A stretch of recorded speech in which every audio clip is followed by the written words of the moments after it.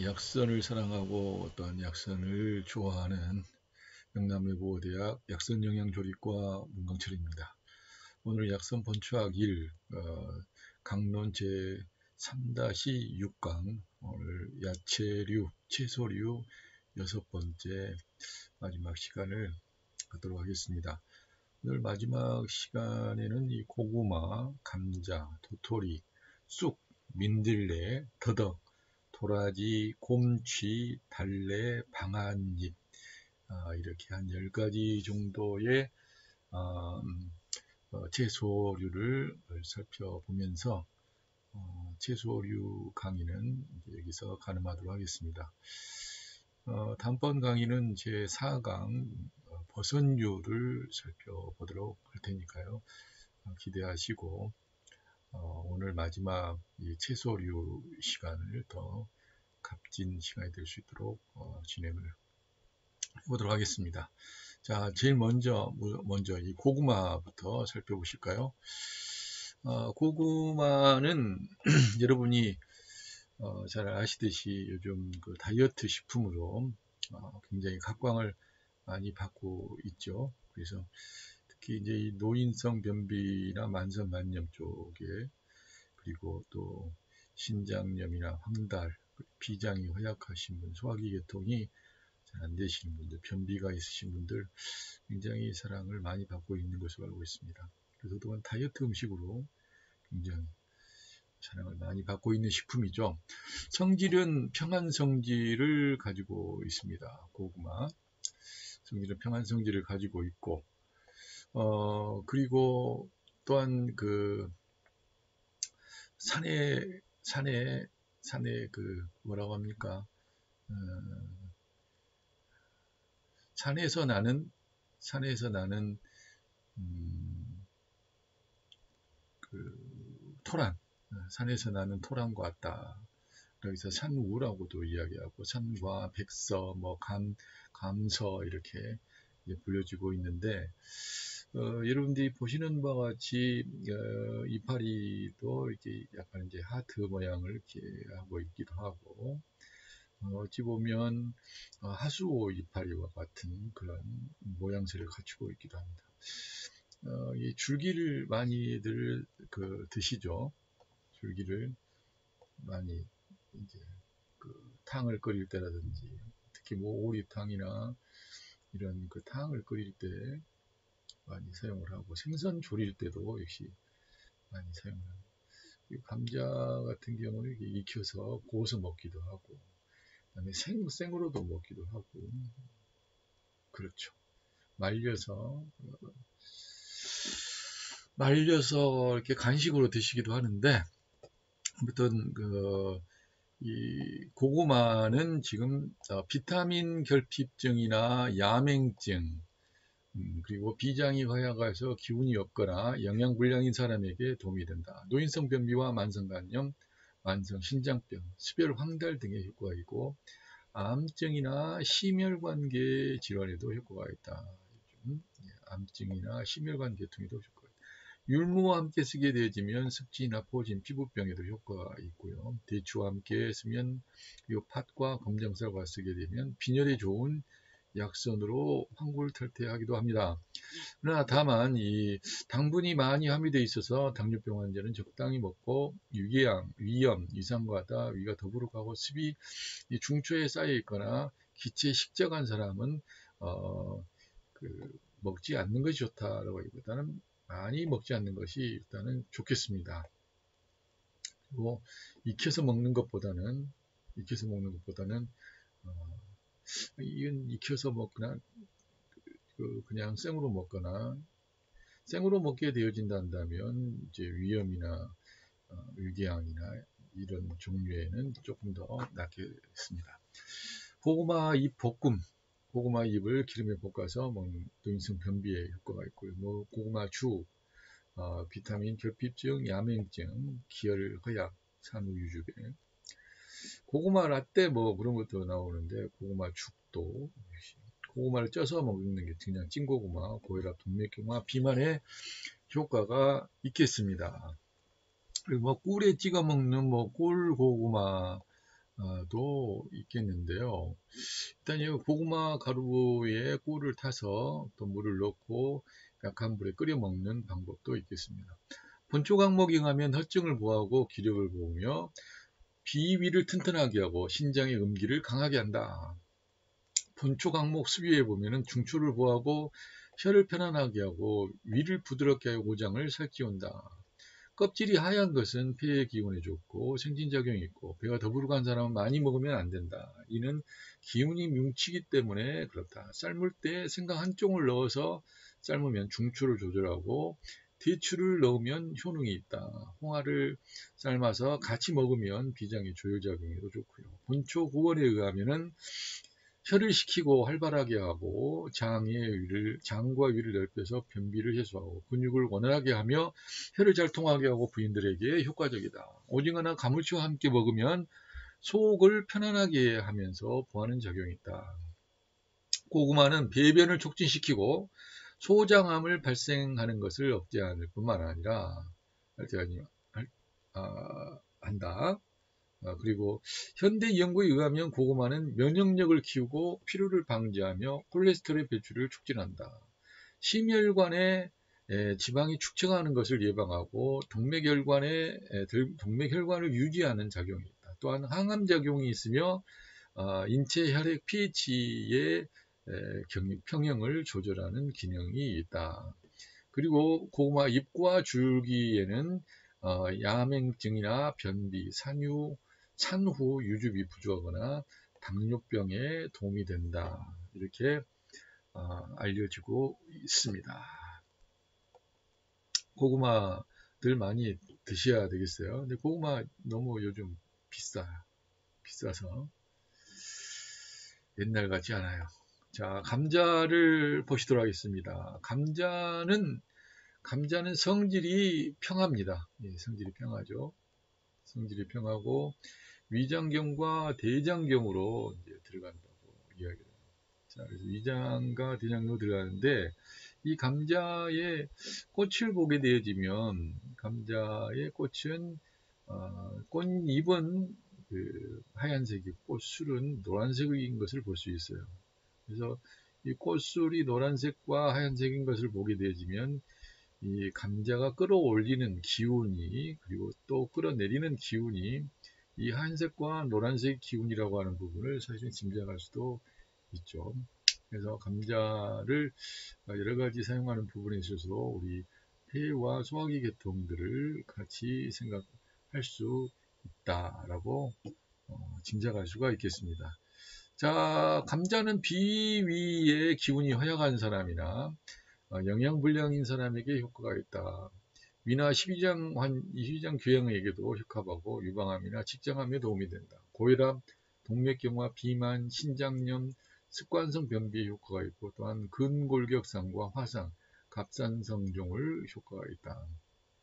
지금 유럽에서는 지금 감자를 굉장히 많이 먹고 있는데 예전에는 감자가 독이 있다고 그래가지고 굉장히 천시 여기던 그 작목 중에 하나죠. 우리나라에 마치 고구마처럼 그렇게 사랑받지 못했어요. 돈 있는 사람들이나 그리고 좀 잘 사는 사람들은. 그러나 이제 식량난이 워낙에 심각해지는 상황들이 벌어지게 되자 국가적인 차원에서도 이 감자 장려 운동을 하기 시작하게 되어지고 그리고 감자를 먹어보니까 실제로 또 맛이 들게 있고 그래서 이제는 감자가 없으면 프랑스 요리나 이 서양 요리들은 상상할 수 없는 그런 상황에 되어 있는데 감자는 좌우간 굉장히 그 비장을 편안하게 하고 체력을 튼튼하게 해주는 역할 그리고 신장을 보호해주고 조력해주면서 해독작용과 소염작용의 효능을 지니고 있다. 그러나 당뇨로 혈당이 높은 사람에게는 좋지 않으며 발화된 부분은 독이 있으므로 주의해야 된다. 감자즙, 감자죽, 감자 소고기탕 그리고 또 그 감자 생강귤즙이 또한 있겠고요. 식물 본초에 가면 맛이 좋고 배를 고프지 않게 하고 위와 장을 든든하게 한다. 열로 인한 기침을 없앤다. 본초 강목에는 약독을 해결한다. 두창을 치료한다. 어린이에게 익혀서 먹으면 두창의 독을 풀어준다. 혼합약물지에 의하면 중추를 보하고 기운을 만든다. 비위를 튼튼하게 하고 수용작용이 있다. 식물 중약 과변 변방, 식물 중약과 변방에 의하게 되면 위를 편하게 하고 중추를 조절하여서 건비 이기작용이 있다. 감자는 지방 함량이 적고 열량이 낮으며 먹고 난 후에 포만감을 느낄 수 있어서 다이어트 식품에도 효과적이다. 노화를 방지하여 장수식품으로도 좋은 효과가 있다. 장수식품으로도 좋은 효과가 있다. 요즘은 이 장수에 대한 부분, 노화에 대한 부분들이 예전에 비만이라고 하는 부분이 건강한 것으로, 그리고 돈 있는 부의 상징처럼 돼 있던 것이 WHO에서 비만은 질병이다라고 규정을 했었던 것과 마찬가지로 머지않아서 이 노화도 역시 이제 질병이다라고 판정이 내려지는 부분이 나타나지 않을까 싶어요. 제가 최근에 봤었던 이 노화의 종말이라고 하는 책이 있었는데, 이 하버드 의대의 수명혁명 프로젝트의 일환으로서 이야기했었던 그 연구가 20여 년간의 연구 결과에 의해서 이 노화는 이제 그 자연적인 현상이 아니라, 사람이 태어나서 늙어가고 또 병들고 죽어가는 것이 자연적인 현상이 아니라 바로 질병의 종류다, 질병이다라고 이야기를 하고 있는 것을 봤거든요. 저도 자세하게는 아직 다 보지는 못했는데, 여러분 관심이 있으면 노화의 종말 책 한번 보셔보면, 자꾸 이 노화를 방지하고 장수식품으로 좋은 효과가 있다라고 하는 부분은 바로 노화를 질병으로 보는 그 어떤 각도가 갈수록 더 강해질 것 같다는 생각이 듭니다. 그래서 유전자가 건강해지고 세포 내에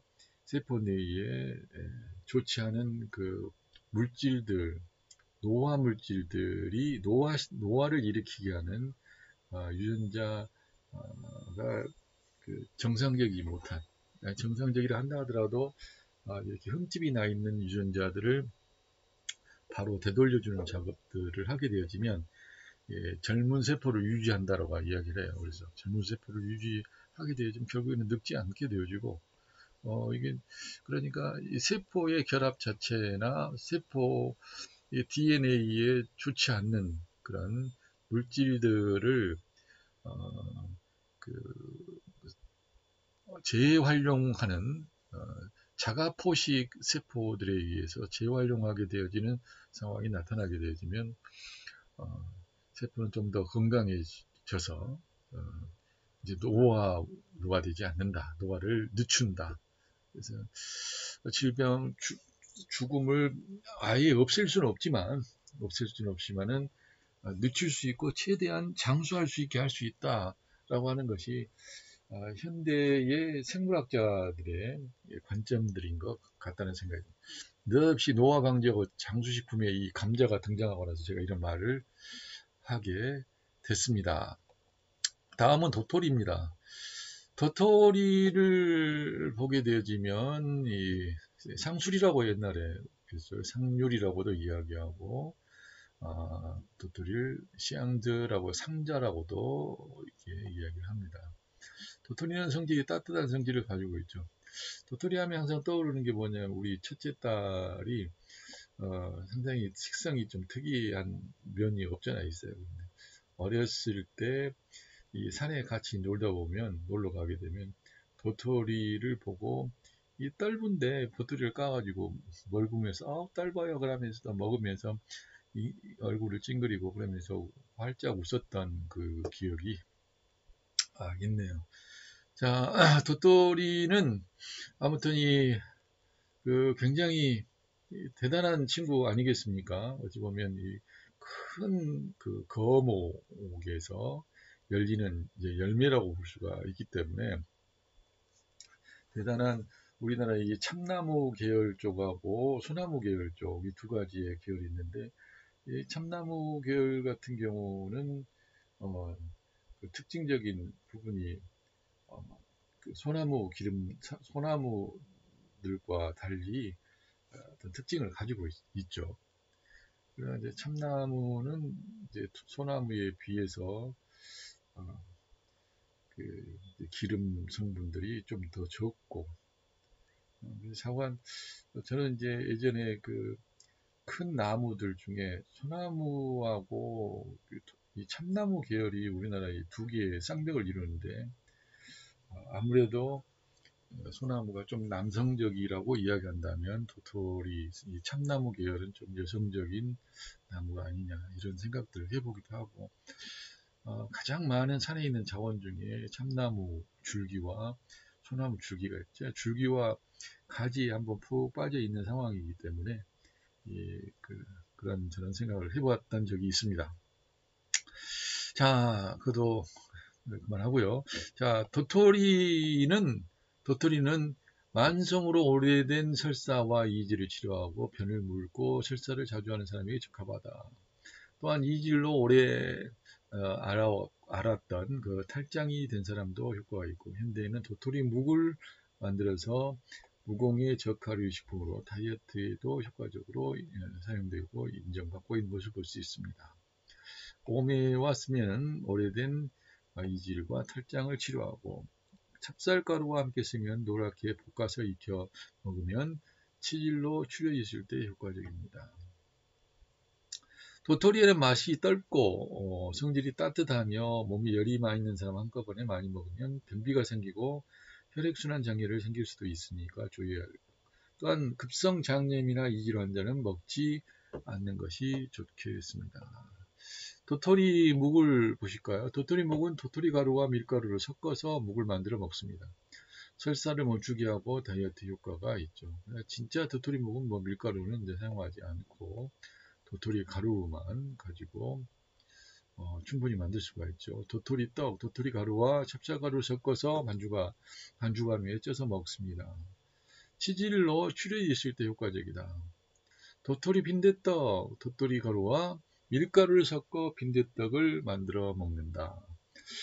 설사를 멈추게 하고 다이어트에 효과가 있다. 그 밖에 국수, 빵, 스프, 과자들을 만들 수 있으며 효능은 비슷하다. 빈대떡, 돈 없으면 집에 가서 빈대떡이나 구워 먹지. 돈 없으면 집에 가서 빈대떡이나 부쳐 먹지. 본초 강목에는 산에 사는 사람들은 양식으로 먹었으며 갈아서 물에 가라앉혀 가루를 먹었다. 전분이죠, 전분. 본초 연의에 의하면 산중의 곡식으로 장을 수렴하는 효능이 있다. 산중의 곡식으로서 지사람만 그러겠어요. 모든 그 산짐승들이 도토리를 먹고 건강하게 또 겨울을 내고 그랬었던 거 아니겠습니까?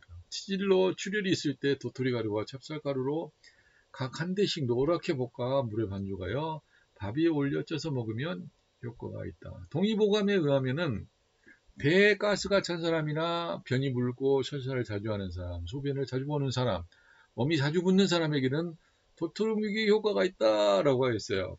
그 밖에 도토리의 효능을 보면 인체 내에 여러 가지 유해 물질들을 흡수하여 배출시키는 효능이 있으며 피로 회복에도 좋고 소화 기능을 촉진시키며 당뇨나 성인병에 효과가 있다. 잇몸염, 인후염, 화상 등의 효과가 있다. 다음으로는 쑥을 보시도록 하겠습니다. 쑥도 성질이 따뜻한 성질을 갖고 있습니다. 향이 강하죠. 향이 강합니다. 그래서 애엽이라고 이야기를 하고 주로 이제 약용으로도 많이 쓰는데, 일반 들쑥과 남해의 약쑥, 그 다음에 강화의 약쑥을 이렇게 소개가 되어지고 있는데, 이건 지금 현재 일반적인 들쑥을 보여지고 있죠. 일반적으로 들쑥들이 이렇게 생겨 있습니다. 떡도 많이 해먹고, 쑥으로 떡도 많이 해먹고, 어린 쑥을 잘 말려서 쑥차로도 활용을 요즘은 많이 하고들 있죠. 성질이 따뜻합니다. 그리고 토혈, 각혈, 변혈, 하혈, 임신하열, 생리불순, 생리통, 태동불안 등의 여성질환에 효과가 있다. 심복, 냉통, 냉대야, 그리고 습진, 치질, 용종에 좋고 습진이나 가려움증에도 효과가 있다. 최근에는 가래가 있는 기침이나 천식에 도움이 있는 것으로 증명이 되고 있습니다. 당나귀의 껍질, 피부 껍질로 만든 이 악효와 배합을 하게 되어지면 지혈작용과 양혈 안퇴작용이 강해진다라고. 음호로 인해서 혈액이 열이 있는 사람이나 일반적인 사람에게 대량으로 복용하는 것은 좋지 않습니다. 대량으로. 음호 증상으로 나타나는 것들은 저녁에 땀을 많이 흘린다고 그랬어요. 도한 증상이 있고, 오심, 번열, 손바닥, 발바닥에 뜨거운 증상이 있죠. 그리고 또 오후가 되게 되면 오후 한 2-3시가 넘어가게 되어지면 이제 번조열이 생겨나게 되어지고, 또한 새벽에 일어나서 보면은 이제 설사를 하는 이런 경우들이 주로 이제 음호 증상으로 나타나는 증상인데, 이런 증상이 있는 분들은 쑥이 아무리 좋다고 하더라도 요 주의를 하시면서 드시는 게 좋겠습니다. 쑥 15g 정도를 무로 끓여서 마시면 화한성 통증이나 아랫배가 차고 생통인 사람, 그리고 태동불안, 임신 하혈에 효과가 있다. 이렇게 성제 충록에 나와 있고요. 그 다음에 쑥 계란탕, 쑥과 생강, 계란 2개를 물에 넣고 끓여서 마시게 되어지면 부인들의 하혈이나 태동불안, 그리고 습감성 유산에 효과가 있다. 쑥과 쌀을 이용해서 설탕을 넣어서 죽을 끓여 먹게 되면 한성 생리통, 아랫배 냉통, 생리불순, 태동불안, 임신하열, 궁냉 불임증의 효과가 있다고 중국 약선 대사전에 기록이 되고 있습니다. 명의별록은 뜸으로 사용하면 모든 병을 치료하고, 끓여서 먹으면 이질, 토열, 부연하혈을 멈추게 한다. 음기를 잘 통하게 하고 세살을 잘 돋게 하며 풍한사를 막아주고 자식을 갖게 한다. 약성론에 의하면은 하혈을 멈추게 하고 안퇴작용이 있으며 복통을 멈추게 한다. 신수본초는 하혈, 코피, 농혈이 있는 이질을 멈추게 하고 물에 끓이거나 환을 만들어서 먹는다. 현대 연구에 의하게 되면 지혈작용, 항균작용, 평천작용, 진해작용, 거담작용, 진정작용이 있으며, 임상에서는 유산기가 있는 임산부나 만성기관지염, 과민성 질환, 그리고 간질환, 이질, 학질, 피부궤양이나 화상을 한 상처에도 효과가 있죠. 자, 정말 이 쑥이 뜸으로도 그리고 차로도 여러 가지 음식으로도 응용할 가치가 충분히 많이 있는 것을 볼 수가 있습니다. 자, 다음은 민들레를 보시도록 하겠습니다. 민들레는 포공령이라고도 이야기하는데, 실제로 이 포공령은 민들레 뿌리를 이제 포공령이라고 이야기를 하는 거죠. 그리고 이제 황화지정이라고도 이야기를 합니다. 파파정이라고도 이야기를 하고요.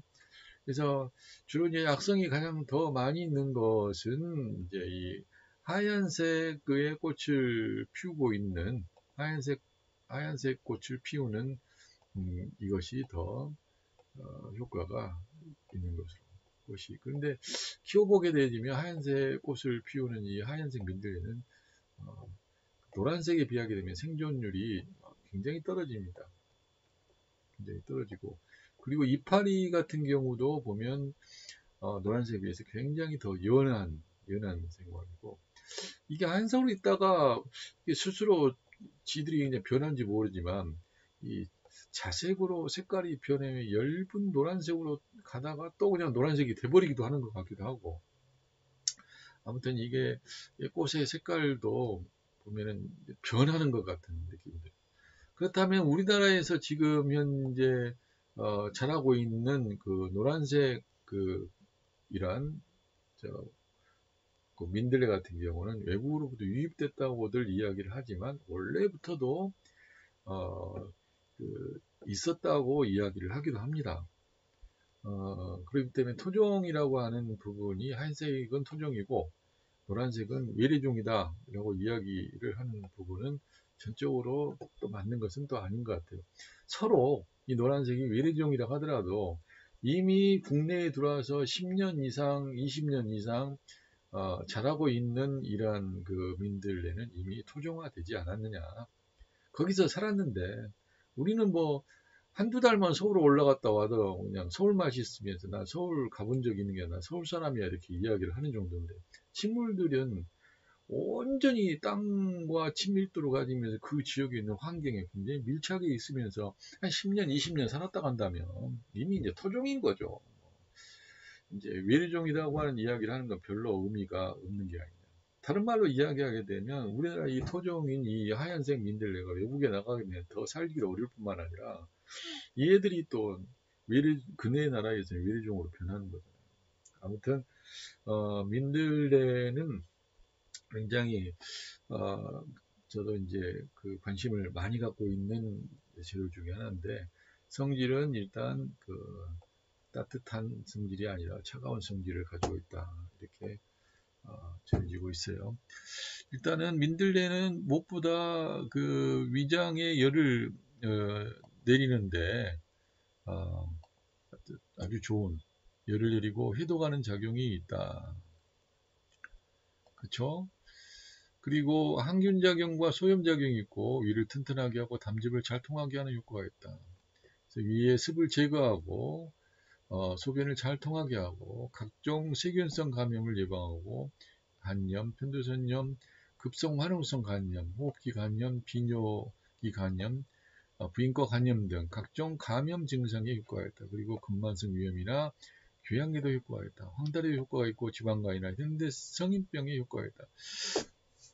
무엇보다 저는 이 현대 성인병에 효과가 있다. 지방간에 효과가 있다. 간에 효과가 있다. 위에 굉장히 좋다라고 하는 부분에 언더라인을 하고 싶습니다. 아무튼 이게 그 당뇨 부분에도 굉장히 효과가 있는 것 같고요. 황달 증상, 흑달 증상, 간 수치가 엄청나게 올라간 부분들도 이게 즙으로 짜가지고 이제 드시게 될 때 이제 굉장히 효과를 나타내는 것을 많이 봤습니다. 그리고 이제 무엇보다 민들레 이파리는 이제 여름 봄에는 나물로 무쳐서 드시는 것도 좋고 이제 가을과 겨울 같은 경우에는 이 민들레 가지고 된장국 같은 것을 끓여 먹게 되면 상당히 씁쓸하니 그러면서도 맛이 있어요. 그리고 이제 뿌리 같은 경우는 볶아서 이제 차로 커피 대용품으로 이제 사용이 되기도 하고 저는 이제 이 민들레 뿌리를 캤다가 이제 그, 그 그늘에 놔두게 되어지면 여기에서 이제 노란 새순이 조금씩 나오기 시작합니다. 이런 새순이 나오게 되면 약간 씁쓸하면서 달근하고 부드러운 맛이 있어요. 그래서 민들레 뿌리에서 나오는 새순, 그러니까 땅 속에서 나오는 게 아니라 일단 뿌리를 캐 놨다가 그늘진 곳에 놔두게 되면 거기에서 이제 그 뿌리에서 이제 새순이 나오잖아요. 그때 나올 때는 뭐 파란 새순이 나오는 게 아니라 노란 순이 나오는데 그런 노란 순을 조금씩 채취를 해서 참기름에 살짝 찍어 먹는다든지 하게 되면 소금장에다 약간 찍어 먹게 되면 굉장히 맛이 독특하니 맛이 좋습니다. 특별한 그 요리 부분으로 쓸 수 있지 않느냐. 좀 고급 요리로 사용이 가능하다고 생각을 합니다. 포공용 죽이 있죠. 포공용죽. 포공용 60g, 금우나 쌀 100g 이렇게 하면 포공용, 여기에서 포공용하게 민들레 이파리를 이야기해 민들레 뿌리를 이야기를 하는 거예요. 전염성 간염, 담낭염, 유선염, 편도선염에 효과가 있다. 포곡령 길경탕, 포곡령 50g, 도라지 10g을 넣고 끓인 다음에 설탕을 약간 폐농종에 의해 효과가 있다. 여기도 포곡령은 이파리를 이야기하는 것이 아니라 줄기 아니죠 그 뭐죠 뿌리를 이야기합니다. 포곡령 옥수수 시험탕 마찬가지로 소변이 잘 나오지 않고 열이 날 때 마신다. 그 민들레 같은 경우는 꽃이 활짝 피기 시작할 때는 그 엄청나게 꽃이 핍니다. 그런데 이 꽃이 필 때 꽃만 얼른 따가지고 포곡령 청을 만들어 놓으면 예, 그때 꽃만 이렇게 씻어가지고 물기를 어느 정도 빼고 나서 바로 그냥 그 설탕에다 묻혀놓는 거죠. 이제 이렇게 돼서 포곡령 청을 만들면 나중에 그걸 가지고 포곡령 꽃차를 이제 드시는데 민들레 꽃차를 드시는데 굉장히 좋고요. 꽃을 다 이제 따고 나면 역시 이제 줄기 있는 부분인데 이 줄기 같은 경우도 말려가지고 잘 잘라놓고 잘 말려놓게 되면 그 포곡령 줄기 부분을 가지고 차를 만들어도 굉장히 맛있습니다. 물론 민들레 이파리 가지고 차 만들어도요 굉장히 맛이 있고요. 굉장히 맛있어요. 나중에 제가 그 민들레 이파리를 가지고 차를 만들 수 있는 방법을 여러분들에게 따로 한번 강의를 해드릴까 합니다. 포곡령은 우리나라에서는 민들레라고 부르며 봄에는 봄나물로 고추장에 무쳐 먹거나 말려서 넣는다. 밥에 넣어 먹기도 한다. 또한 신선한 잎을 녹즙기에 짜서 즙을 마시기도 하며 뿌리는 볶아서 차로 마시면 커피향이 난다. 현대 연구에 의하면 담즙을 잘 통하게 하고 간을 보호하는 작용과 이뇨작용이 강하다고 한다. 따라서 급성 편도선염이나 인후염, 간염, 임파선염에 효과가 있다. 화상이나 피부 트러블에 바르면 효과가 있다고 합니다. 다음으로는 더덕이 되겠습니다. 더덕입니다. 더덕은 사삼이라고 이야기를 하고 남사삼이라고도 이야기를 합니다. 내양사삼이라고도 하고 료삼사삼이라고도 이야기를 합니다. 우리 여기에서 지금 보여지고 있는 그 그림에 나타나 있는 그 더덕은 엄밀한 의미에서는 사삼은 아니고요. 이제 양유라고 하죠. 양유라고 하고. 그리고 여기 우리가 이야기하는 이 사삼은 잔대를 사실은 사삼이라고 이야기를 한다. 자, 그러나 이제 그럼 더덕을 한번 살펴보도록 하겠습니다. 더덕은 폐에 열을 내리고 폐와 위장을 윤택하게 하고 진액을 만들어주고 기운을 보호하며 가래를 없애고 기침을 멈추게 하는 효과가 있다. 그리고 호흡기 계통의 염증 치료에 좋고 강장 효과와 피부 회복에 도움을 준다. 가을에 폐와 이부가 건조하여 마른 기침을 하거나 가래가 말라 끈적거리는 증상이 있는 사람에게 효과가 있다. 각혈이나 목소리가 자주 쉬는 사람에게 좋고 또한 배가 아픈데 식욕이 없는 사람이나 열병을 앓고 난 후에 기운과 음이 모두 상한 사람에게 좋다.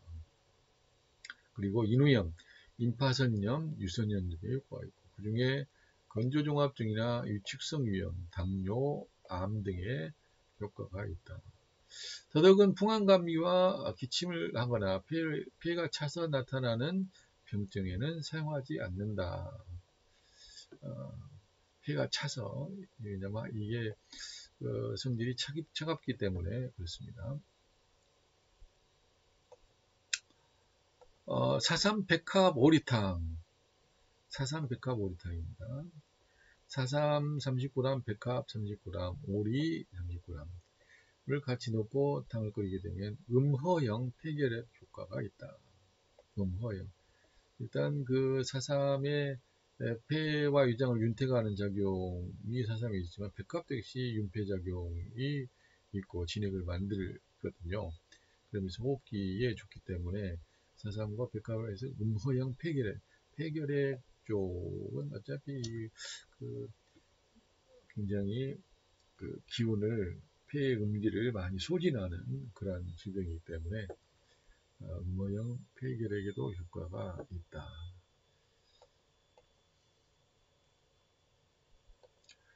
사삼배 껍질탕, 사삼 동충하초 자라탕, 사삼 옥죽 오리탕. 사삼 배 껍질탕은 사삼과 배 껍질 적당량을 넣고 끓여서 건더기를 건더내고 마신다. 그러면 도환을 치료한다. 저녁에 잘 때 땀을 많이 흘리는.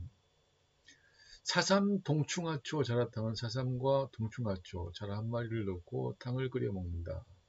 폐에 음이 허한 것으로 인해서 나타나는 각혈이나 조혈, 그 다음에 도안에 좋고 신장이 허약해서 나타나는 유정이나 조루에 효과가 있다. 사삼 옥죽 오리탕, 사삼과 옥죽 그리고 오리 한 마리를 넣고 탕을 끓여서 먹는다.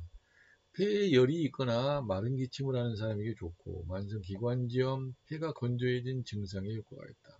또한 당뇨, 변비에도 효과가 있다. 본초 정의학이 되면 북사삼은 육질이 조밀하고 가늘며 남사삼은 밀도가 약하고 두꺼우며 모두가 약간 달고 약간 쓰며 기미가 가볍다. 따라서 상초로 많이 작용하며 폐와 위의 열을 내리고 음을 보한다. 이렇게 이야기를 했어요. 그래서 일반적으로 이 남사삼을 이제 남사삼을 그 남사삼을 잔대라고 이야기를 하고 북사삼을 양류, 우리 아까 앞에 봤었던 그, 그 사삼, 더덕을 그렇게 이야기를 합니다. 상초에 그래서 남사삼은 밀도가 약하고 두꺼우며 모두가 약간 달다. 그리고 약간 쓰며 기미가 가볍다. 따라서 상초로 많이 작용하여 폐와 위의 열을 내리고 음을 부한다 했어요. 그리고 지금 현재 이 남사삼은 잔대로 그 판매들이 이제 이루어지고 있어요. 잔대로. 본초 강목에는 폐에 화를 내리고 폐가 허약하여 나타나는 오래된 기침을 치료한다. 이렇게 이야기하고 명의별로 이야기하게 되면 신복통에 좋고 열사가 뭉쳐있는 증상에 좋으며 두통에 좋으며 오장을 편안하게 한다. 근데 이제 엄밀하게 제가 생각해 볼 때 우리나라에서 북사삼, 남사삼 이렇게 갈라놓을 수 있을 만큼 대단할까? 중국 정도 된다 한다면 남사삼, 북사삼 이렇게 나누는 데가 어떤 의미가 있어요. 근데 우리나라 정도에서는 북사삼권 안에 거의 들어있다. 그래서 잔대라고 하기보다는 지금 현재 우리가 많이 먹는 양유와 같은 그런 그 더덕을 이야기를 하게 된다고 볼 수가 있죠. 그러나 이제 뭐 북사삼도 그러고 남사삼, 그 잔대도 그러고 양유도 그러고 이 하얀 찐이 나오는 것은 보게 되지만 북사삼 쪽이 훨씬 더 많이 나오는 것 같아요. 그래서 이 하얀 찐들이 폐와 위장에 열을 내리는데 음을 보충하는데 저는 이제 도움이 된다 개인적으로 그렇게 생각합니다. 그래서 더덕은 중국에 이야기한 남사삼을 비교하고 북사삼이라고 하는 잔대와 그 유형이 비슷하여 도라지과에 속한다. 제가 반대로 알았나? 이게 더덕은 중국에서 말하는 남사삼과 비슷하고 북사삼이라고 하는 잔대는 그 유형이 비슷하여 도라지과에 속한다. 하여튼 저건 별 차이가 없는 것 같아요. 저는 별 차이가 없다고 봅니다. 물론 생김새로 본다 하게 되지만 이 지금 더덕 같은 경우는 굉장히 등풀 형태로 쭉쭉 있는가 본다면 잔대 같은 경우는 도라지 같이 이렇게 등풀로 생기질 않았거든요. 근데 이제 저는 반대로 알았었는데 그게 아닌가 보네요. 죄송합니다. 아무튼 그런데 이 하얀 찐이 나오는 이런 부분들을 보면 폐 쪽에 작용을 많이 관여하고 있다 이렇게 보시고요. 이 부분은 조금 더 제가 더 보도록 하겠습니다. 자, 도라지를 보실까요? 도라지도 우리가 이 그림에서 보시는 바와 같이 도라지 같은 경우도 이렇게 보라색의 꽃이 있는 거 보면은 하얀색의 꽃이 있습니다. 그래서 하얀색 꽃이 있는 것이 훨씬 더 폐 쪽에 더 관여를 하고, 보라색 쪽 같은 경우는 폐 쪽과 관여를 한다고 하더라도 신장도 같이 관여를 하지 않느냐 이렇게 볼 수가 있습니다. 도라지의 뿌리를 보고 계십니다. 그래서 도라지는 한약재 명으로는 이제 길경이라고 이야기를 하죠. 길경이라고. 그래서 이제 고길경이 있고 백길경이 있고 옥길경이 이름이라고 하는 이런 부분으로 이명으로 불려지고 있습니다. 자, 그러면 길경은 어떤 그 효능이 있습니까? 즉 도라지는 폐의 기운을 잘 통하게 한다. 그리고 가래를 없애고 기침을 멈추게 하는 효능이 있다. 폐 속에 농을 배출하는 작용과 폐 기운을 위로 올리는 작용이 있다. 풍열 기침이나 풍한 기침 모두 효과가 있으며 가래가 많고 기침이 많지 않는 증상에 좋으며 목이 아프고 목소리가 잘 나오지 않는 사람에게 효과가 있다. 그래서 일반적으로 이게 목을 많이 쓰시는 분들은 도라지를 참 많이들 사랑하시죠. 또한 농을 배출하는 효능이 있어서 폐농종에 효과가 있고 폐와 표리관계인 대장에 기운이 적재되는 것을 없애고 이질에 효과가 있다. 도라지의 성질은 위로 올라오면서 퍼지기 때문에 기운이 위로 상해가서 구토하는 또는 사례가 들린 기침, 어지러움이 나타난 사람에게는 좋지 않으며 음호화황으로 각혈을 하는 사람도 좋지 않다. 위 12장 궤양 있는 사람은 신중하게 먹어야 된다. 도라지 용량은 너무 많으며 구토가 많게 되면 또 구토나 구역질이 나타날 수도 있다. 이렇게 주의사항이 되어 있고요. 도라지 이 차 그리고 도라지 볶음나물, 도라지 무침이 있겠습니다. 신농 본초경에 보면 흉엽부에 통증이 있는 증상에 좋고 배가 창만하거나 장에서 소리가 나는 증상에도 좋습니다. 진주랑 약성부에 의하면은 인후통이나 폐기가 잘 통하지 않는 증상을 치료하고 코가 막힌 증상도 치료한다. 본초구진에 의하게 되면 길경은 폐기를 열어주는 약으로 여러 약들의 배와 노의 역할을 하는데 위로 뜨게 하기도 하고 쓴맛이 아래로 내리는 역할도 한다. 이게 본초구진은 그렇게 이야기합니다. 도라지는 폐기를 잘 통하게 하고 가래를 없애는 효능이 있고 풍열이나 풍한 모두 잘 됐습니다. 풍한에는 자소, 행인을 배합하며 행수산이라고 부르고 풍열에는 상엽, 국화, 행인을 배합하여 상구금이라고 부르는데 효과가 있겠습니다. 다음으로는 우리 곰취를 보시도록 하겠습니다. 곰취는 이파리가 아주 이렇게 넓죠. 이파리가 아주 이렇게 넓습니다. 그리고 음지에서 이제 자라죠. 그래서 이 곰취 같은 경우를 우리가 잘 보실 필요가 있는데 곰취와 비슷한 게 곤달비가 있고 넙치가 있어요. 근데 이 곤달비는 지금 이파리의 상황을 봤을 때 이게 이렇게 보게 되면 훨씬 더 밑으로 내려오는 것을 볼 수 있습니다.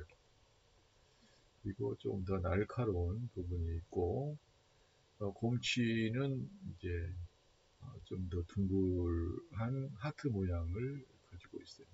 엽치는 좀 빠져나오는 그런 곰취하고는 약간 차이는 보여지고 있는데 곰취는 가래를 없애고 기침을 멈추게 하고 천식에 도움이 된다. 또한 살충작용이 있어서 기생충병을 치료하고 혈액순환을 촉진시키는 데 용이 있다. 가래가 많고 풍한기침이나 폐혈기침을 가라앉게 하며 폐허로 인한 기침 또는 폐에 건조하게 하는 기침에도 효과가 있다. 천식이 있는 사람에게 도움이 된다. 고혈압과 관절염 효과가 있으며 백일의 기침에도 좋다. 또한 타박상이나 요통, 폐용, 그 다음에 황달, 간염에 효과가 있습니다. 현대에 와서는 암증에도 도움이 된다고 알려지고 있다. 곰치, 쌈, 묵나물이 있고요. 그 다음에 또한 응용할 수 있는 부분은 이제 튀김이나 부가, 부침, 부가, 밥 이런 다양한 요리에 응용해서 사용할 수가 있겠습니다. 곰치는 기가 위로 올라가는 기침을 치료한다. 폐혈을 치료하고 폐를 윤택하게 한다. 폐를 윤택하게 하며 폐혈로 인한 기침을 치료한다. 곰치는 국화과에 속하는 여러 해살이 불러서 해발 500m 이상에서 많이 자라고 보통 5월부터 산에서 채취합니다. 주로 쌈으로 싸서 먹거나 장아찌를 담아서 먹는데 그 뿌리는 자완이라는 약재로 쓰이는 것을 볼 수가 있습니다. 참고로 말씀드리고 싶은 부분이 있는데요. 자, 여기 곰치 부분에서 이파리를 보면서 아까 조금 전에서도 우리가 봤듯이 조금 전에 지난 시간이었는지 잘 기억이 안 납니다만 지난 시간이었을 것 같아요. 연잎이라든지 그 다음에 토란잎이라든지 하면 그 이파리들이 굉장히 크고 넓잖아요. 크고 넓고 그것에 비하게 되면 곰치는 이파리의 수준이 들깻잎보다 거의 그 차이 정도 되는데 들깻잎도 이파리가 굉장히 넓고 곰치도 이파리가 넓은데 제가 계속 이야기할 때 입에 대한 부분은 심장을 생각한다라고 늘 이야기했었어요. 심장을 늘 이야기한다고 했었는데 사실은 심장과 폐장은 뗄래야 뗄 수 없는 그런 서로의 장기들이죠. 그래서 심장이 만약에 여자라고 한다면 여성성을 갖고 있다고 이야기한다면 이제 사실 폐장은 이제 남성성을 갖고 있는 것이 특징적이라고 볼 수 있습니다. 심장에는 눈에 보이는 피가 이제 돌아다닌다라고 한다면 피와 관련이 시킨다 한다면 폐장 같은 경우는 눈에 보이지 않는 이제 공기하고 관련되잖아요. 공기하고 이 관련이 되어져 있어요. 그래서 심장 소리는 가시적인 것이지만 폐장 쪽은 비가시적인 이제 이런 것들이 되어 있고 산소를 빨아들여서 이산화탄소를 빨아들여서 공기를 배출하는 상황이고 심장에는 영양분을 가지고 유해물질을 또한 가지고 대사작용을 하는데 일반적으로 식물들은 바라면 이 작용이 어디서 일어나냐 보면 거의 다 이파리에서 일어나거든요. 그래서 이게 잘 되게 하기 위해서도 이파리의 기능이 필요하고 또 탄소 동위작용과 같은 기체의 교환도 역시 이파리에서 일어나기 때문에 그 이파리의 기능이 가장 많이 일어나는 곳이 바로 이제 이파리라고 볼 수가 있는 겁니다. 입이라고.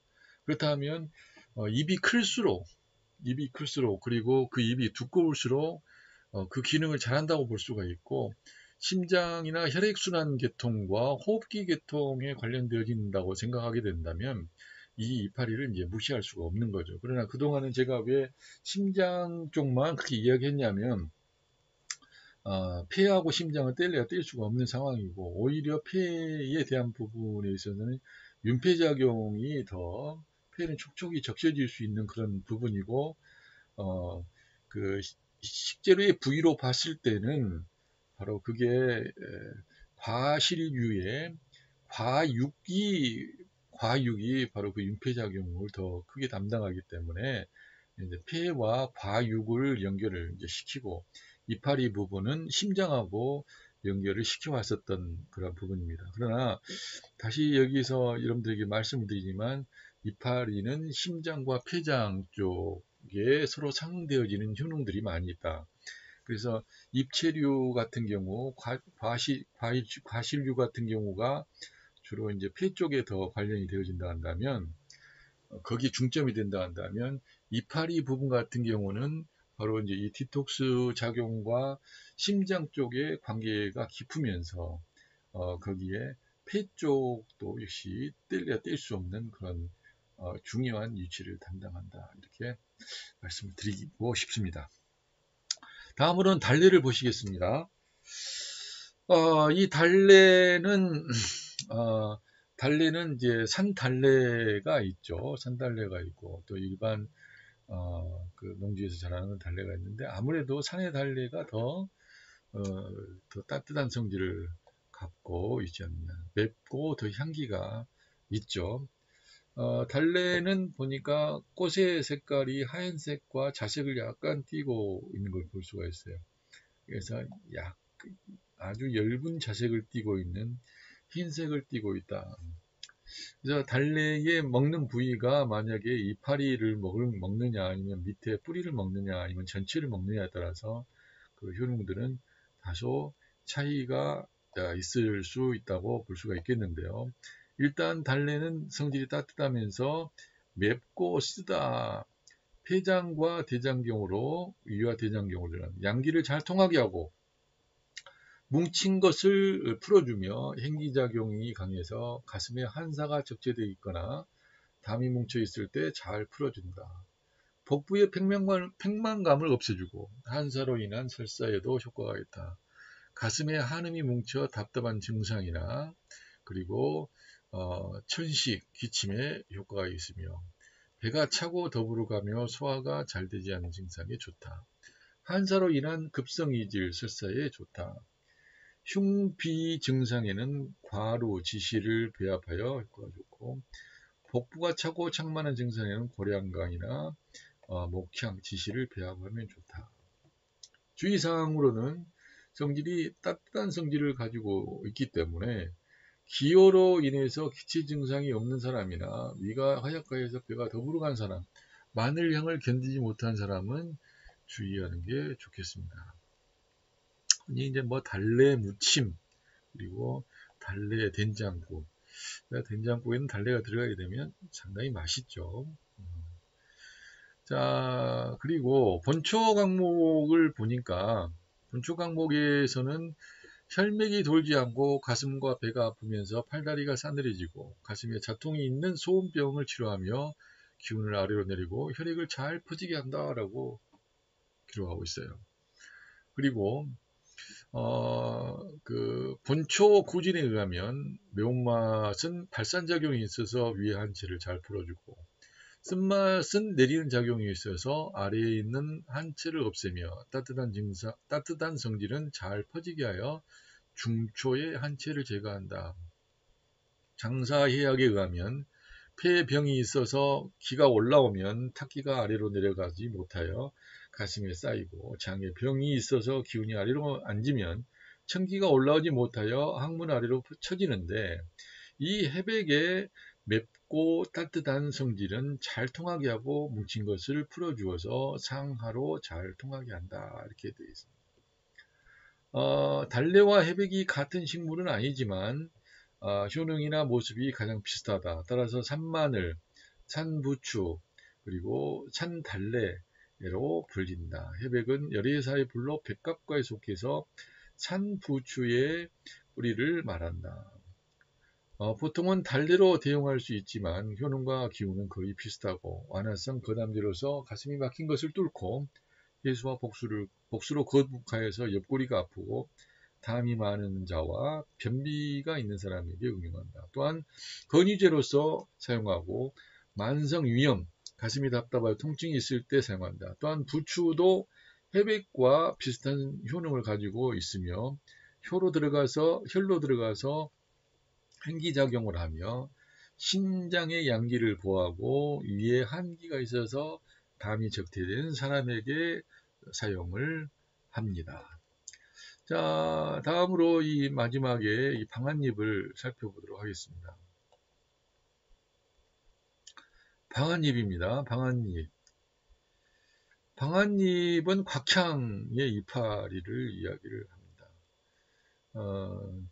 들깨와 같이 줄기가 각이 져 있고 이파리 등을 보더라도 들깨 이파리하고 비슷합니다. 이파리의 표면도 역시 비슷한데 향이 들깨잎에 비해서 조금 그 양냄새 비슷한 그런 향이 나서 싫어하는 사람들이 있습니다. 좋아하는 사람들 굉장히 좋아하시더라고요. 이파리 부분을 사용하는 부분으로 봤을 때 방한잎은 일단은 성질이 이제 차갑고 이제 맵고 따뜻하고 맵고 비장과 위장경 폐경으로 들어갑니다. 방향화습 작용이 강하고 습사를 제거하여 설사를 멈추게 하고 구토를 예방하는 효과가 있습니다. 더위를 제거하고 피부에 나타나는 버짐이나 오음을 치료합니다. 방향 효과가 좋고 느끼한 요리에 향신료로 사용하면 소화를 촉진시키고 세균을 억제시키며 탁기를 없애는 효과가 있습니다. 일반적으로 향기가 강한 그런 그 재료들 같은 경우는 이 소화를 촉진시키고 세균을 억제하면서 탁기를 없애는 이런 향신료의 역할을 합니다. 또한 화습작용이 강화해서 향신료 종류 이렇게 따뜻한 성질을 갖고 있는 향신료들은 역시 습기를 없애는 습을 없애는 몸에 습이 있게 되면 무겁거든요. 무겁고 피곤하고 힘들고 그런데 이런 방향성이 있는 그런 그 재료들 향신료들은 그런 부분을 해결해 주는 그래서 배가 더부르고 가고 소화가 잘 안 되고 이런 구토증 있는 사람에게도 효과가 있는 겁니다. 그래서 이런 경우에 많은 사람들이 향신료들을 많이 사용을 하는 경우들이 있는데 이게 한편으로는 그런 부분이 있지만은 역시 정신적인 부분으로 봤을 때는 그렇게 꼭 정확한 답은 아니다. 이렇게 현대인들이 이런 그 향신료들을 많이 먹어야 되는 환경에 놓여 있는 것만큼 사실인데 또 한편으로는 이게 너무 과다하게 되어지면 머리가 둔해지고 기억이 둔해지고 정신이 불안해지고 할 수 있는 일이 생겨날 수도 있다. 속셈말로 이야기해서 이제 머리가 좀 빠가가 된다. 이런 이야기도 있거든요. 그래서 뭐 파라든지 양파라든지 마늘이라든지 이런 것들을 좋으니까 많이 먹어야 되겠다. 대량 섭취를 하다 보면 그 무자비하게 그 육수를 낼 때 많이 사용을 한다든지 하게 되면 그에 대한 폐해는 분명히 따르지 않겠어요. 그래서 과하게 사용하면 부족함만 못하는 그런 일들이 또 발생할 수 있는 거죠. 그래서 과유불급이라고 어떤 부분들도 적당량 사용하는 것이 가장 적합하다. 좋으면 그냥 막 쓰고 안 좋으면 막 안 좋다고 하게 되면 막 거리를 멀리하는 이 부분은 무지에서 나올 수도 있다. 저는 이렇게 생각합니다. 자, 배가 더부르고 가고 소화가 잘 되지 않으며 몸이 무거울 때 창출과 후막을 배합해서 사용하게 되면 이제 효용이 더 있고요. 그리고 구토가 심할 때는 반화를 배합하면 효과가 있다. 더위 먹어가지고 속이 메스껍고 어지러울 때, 그리고 가슴이 답답한 증상에는 페란과 박하를 배합하여서 방한잎을 쓰게 되면 효과를 볼 수 있다. 성질이 따뜻한 성질을 갖고 있기 때문에 음이 허약하여서 혈액이 건조한 사람은 이제 주의해야 된다. 그렇죠. 향신료로 주로 사용한다. 생선요리, 추어탕, 민물매운탕, 짱둥어탕, 사철탕 요리 등에 많이 사용을 합니다. 방한잎 장아찌, 장아찌 같은 경우는 간장 소스를 들어서 끓여가지고 방한잎에 부어 장아찌를 만들어 먹습니다. 돼지고기나 기름기가 있는 느끼한 음식을 먹을 때 소화를 돕고 성인병을 예방하는 효과가 있겠습니다. 방한잎 부각을 만들 수도 있는데 찹쌀풀을 만들어서 부각을 만들어 먹으면 토사광란에 효과가 있고요. 방아잎 장떡, 부추와 방아잎, 양파, 밀가루, 고추장을 넣고 장떡을 만들어 먹으면 속이 더부룩한 증상을 개선시키고 노화 예방에도 효과가 있다. 신동본초경에 의하면 수익을 잘 통하게 하고 벌레독을 없애며 가려움증에 좋고 오래 먹으면 기운이 나고 늙지 않고 신명이 통한다. 본초경소에 의하면 위장에 좋지 않는 것을 제거하고 폐를 맑게 하고 가래를 없애고 울결된 것을 풀어준다. 곽향은 향이 나는 콩잎이라는 뜻으로 높이 50cm 정도 자라는 단연초로 우리나라에서 흔하게 자라는 풀이다. 소화를 돕고 이뇨작용이 있으며 방부성이 강하고 담과 염증을 줄이는 효과가 있다. 따라서 한약재로 널리 사용하여 왔고 또한 각종 요리의 향신료로도 즐겨서 사용되어 왔었던 것을 볼 수가 있습니다. 자, 이상으로 우리가 채소류를 마치도록 하겠습니다. 오늘 이 방아잎을 이제 보았고요. 그 다음에 달래를 보고 곰치를 살펴봤습니다. 도라지와 사삼, 그리고 사삼을 봤었죠. 더덕을 봤었고,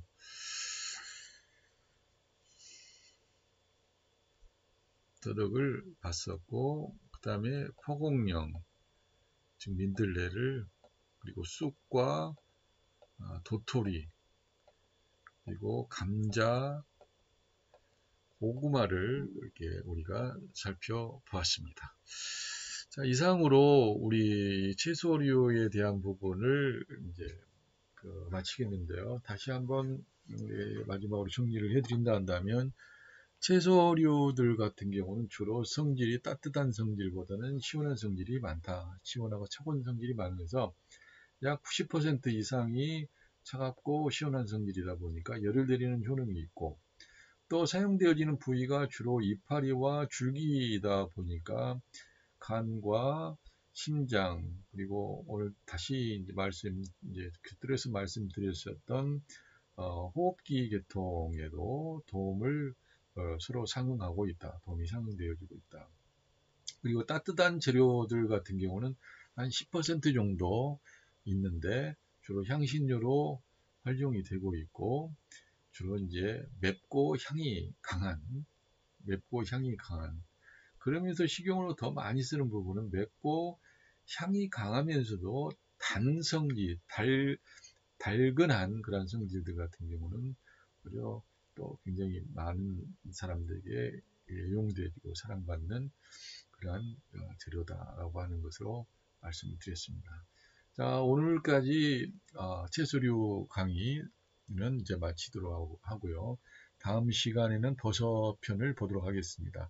다음 시간까지 건강하고 행복한 시간 보내시다가 우리 다시 만나도록 하겠습니다. 수고하셨습니다. 감사합니다.